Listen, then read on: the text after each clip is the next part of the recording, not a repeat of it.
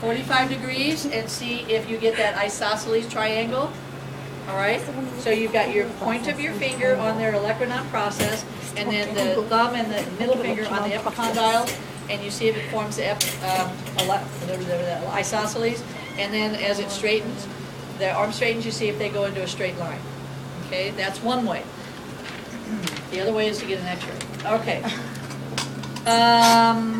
To test and see if muscles and or nerves are a problem, and this is a test I do just about every time I start with the upper extremity exam. I don't care if it's shoulder, elbow, wrist, fingers, whatever. I will test grip. And so I simply take two fingers, my first two fingers, have them grip and squeeze as hard as you can. Oh, come on, make me cry. Oh, come on. All right, and relax. All right, and if you really want to get a rise out of them, even though it's killing you, you can say, is that all you got? Now, and you can tell if there's a problem, there's going to be a difference between grip. Now, if I were to decide, I really want a very specific test, what am I going to use?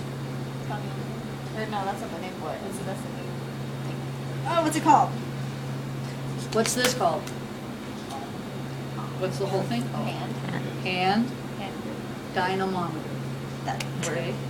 And you squeeze it, and it has, and we can pull that out in a second, and I can show it to you. Hey, Yuki, you know where those are?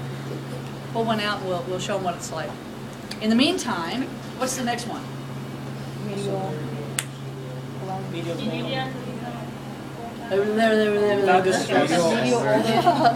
Medial collateral. All right, so this is just like when you do the knee.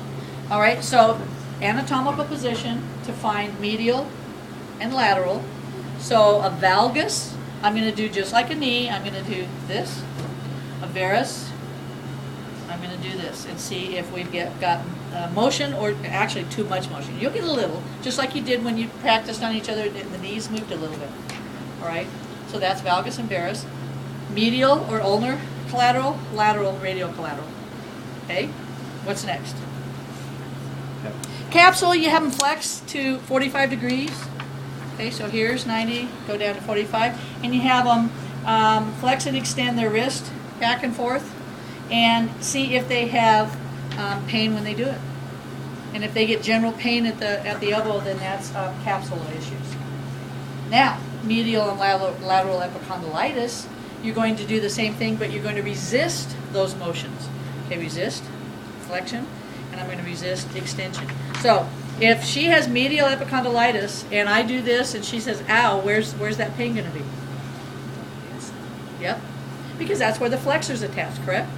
If I do extensors, go the other direction, it should bugger on the backside. Or I could even come back here like this and, okay, come up. And that's where the extensors attach on the lateral side. That's where your itis is going to be, where those muscles attach. You just have to resist that motion. Ulnar nerve. This is a toughie.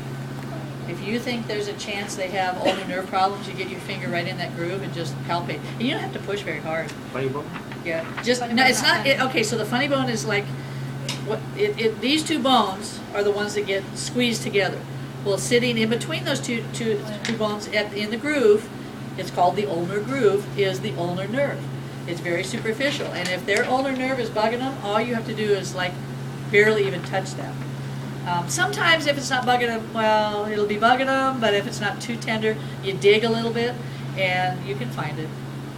Okay? And those are the tests. And the other thing for ulnar nerve problems is a grip test, which takes us back to the hand dynamometer that we started with. So this piece of equipment is a hand dynamometer. And it's designed so that it will point away from the individual so that they can't cheat, you hope. You simply make sure, and when they squeeze, as you can see, this will move a little bit. So you have to make sure when you start, did it move? Oh, a little bit. Can you see this silver piece right here moving? Yeah. Okay. All right, so you got to make sure that it's down at 0. And then you have her hold it up, and reach out and squeeze hard, and relax.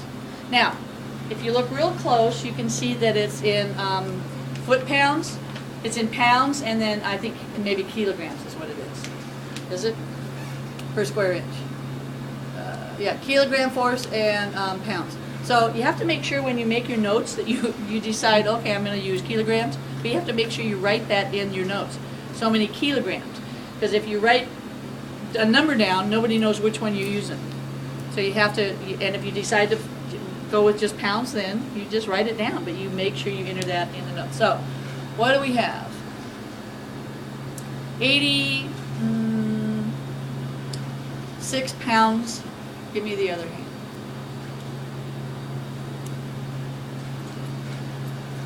Squeeze, squeeze, squeeze, squeeze, squeeze, squeeze, squeeze, squeeze, squeeze. Okay. And, what do we have? I got more in my leg. Yeah, you do. 95-ish? Yeah, about 95. Or a little bit of a difference. Of course, that's my dominant arm. Yeah, it is. So you would assume that the dominant is going to be a little stronger than the other.